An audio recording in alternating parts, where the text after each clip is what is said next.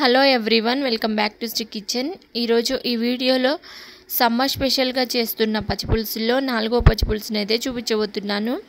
మిగిలిన 3 పచ్చిపులుసుల్ని చూడనట్లయితే డిస్క్రిప్షన్ బాక్స్లో లింక్ ఇస్తాను, ఒకసారి అయితే చూడడానికి ట్రై చేయండి.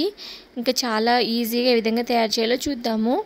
మా పిల్లలు ఇప్పుడు రెడీ అయ్యి ఎక్కడికి వెళ్తున్నారు అనేది కూడా ఈ వీడియోలో చివరి వరకు చూసినట్లయితే తెలుస్తుంది.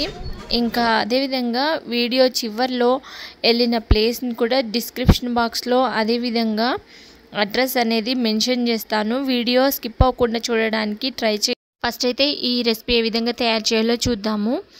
దీనిని పల్లీలు కొబ్బరితో తయారు చేసిన పచ్చిపులుసు చాలా టేస్టీగా ఉంది. అదేవిధంగా హెల్త్ బెనిఫిట్స్ ఎన్నో ఉన్నాయి. పచ్చిపులుసుని ఏ విధంగా తయారు చేయాలో చూద్దాము.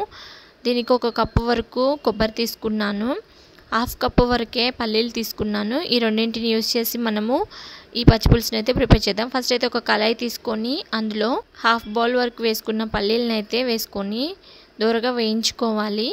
ఇలా వేయించుకున్న పల్లీల్ని పైపోటు తీసేసి మిక్సీ జార్లో అయితే వేసేసుకుందాము. ఈ విధంగా మిక్సీ జార్లో వేసుకున్న తర్వాత అదే కళాయిలో కొంచెం ఆయిల్ వేసుకొని 4-5 మిర్చి కూడా వేసుకొని వేయించుకోవాలి. వీటిని కూడా ఈ పల్లీలు కొబ్బరి పచ్చిపులుసు చాలా టేస్టీగా ఉందండి.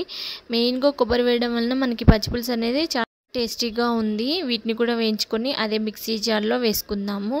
ఇప్పుడు వీటిలో మన మెయిన్ ఇంగ్రీడియంట్ అయిన కొబ్బరిని కూడా యాడ్ చేసుకుందాము. ఈ మూడింటిని వేసుకొని ఒకసారి మిక్సీ జార్లో పట్టుకుందాము. మనకి కొబ్బరి వల్ల చాలా ఉపయోగాలు ఉన్నాయి.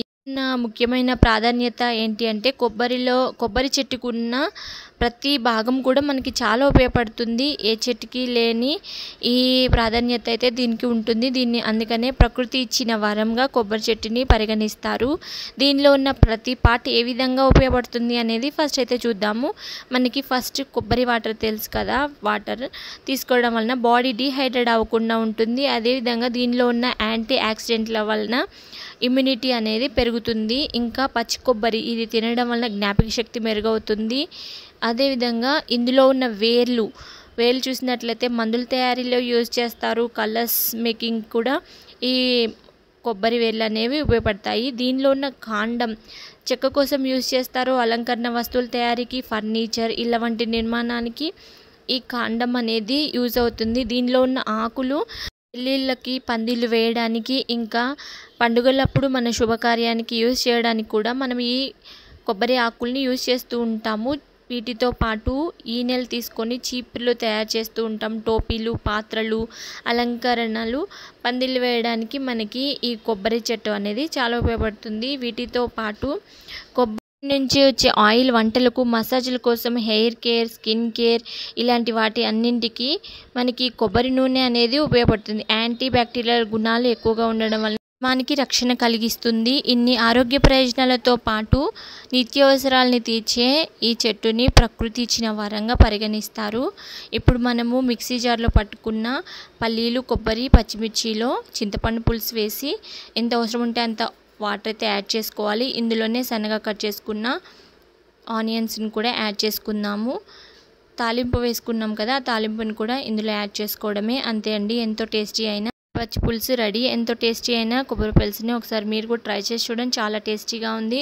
ఇప్పుడు మేము వెళ్ళిన resort Alankrita resort and convention hall.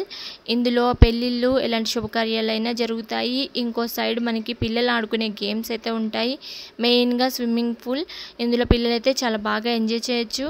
దీని అడ్రస్ అనేది డిస్క్రిప్షన్ బాక్స్లో ఇస్తాను, చూడడానికి ట్రై చేయండి. ఈ వీడియో నచ్చినట్టయితే లైక్ చేయండి. Please subscribe my channel, watch my videos, share with your friends and family members.